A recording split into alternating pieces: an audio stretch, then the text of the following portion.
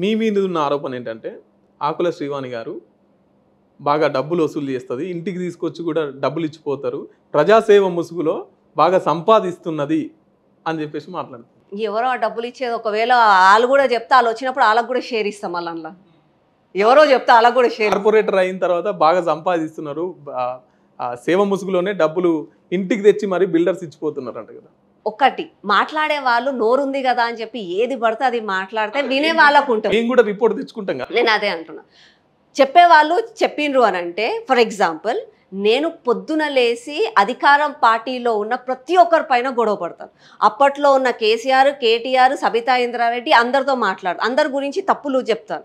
మళ్ళీ అలా ఇప్పుడున్న ప్రభుత్వం పైన కూడా ఏం తప్పులు ఉన్నాయో నేను ఎండగడతాను. అట్లాంటిది నా తప్పులు ఉంటే వాళ్ళు ఎందుకు నోరు మూసుకుంటారు? మీకు చెప్పిన వాళ్ళు వాళ్ళకి చెప్పారా? మళ్ళీ మీకు చెప్పిన వాళ్ళు బయట వచ్చి బయట పెట్టారా నా గురించి? కార్పొరేటర్ కాకముందు ఆస్తులన్నీ కార్పొరేటర్ అయిన తర్వాత ఏమన్నా ఆస్తులు తీయమని ఎవరన్నారు? నా మొహం ముందుకు వచ్చి తీయమని ఆస్తులు తీయమన్నావి?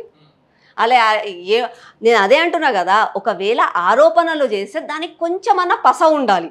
పసలేని మాటలు మాట్లాడితే జోక్ అనిపిస్తుంది. అది ఇప్పుడు వాళ్ళు తప్పులు ఉన్నాయి అని చెప్పి మీకు చెప్పిన వాళ్ళు అరే అధికార పార్టీ వాళ్ళకి పోయి చెప్పొచ్చు కదా. వాళ్ళు పొద్దున్న లేస్తే నా మీద మొత్తం ఉన్న 10 ఛానళ్ళు నా ఇంటి ముందర కూర్చోబెట్టి నన్ను బయటికి తీసుకొస్తారు కాదు కదా. దొరకట్లేదు, తప్పులు దొరకట్లేదు కాబట్టి మాటలన్నీ వెనక మాట్లాడతారు.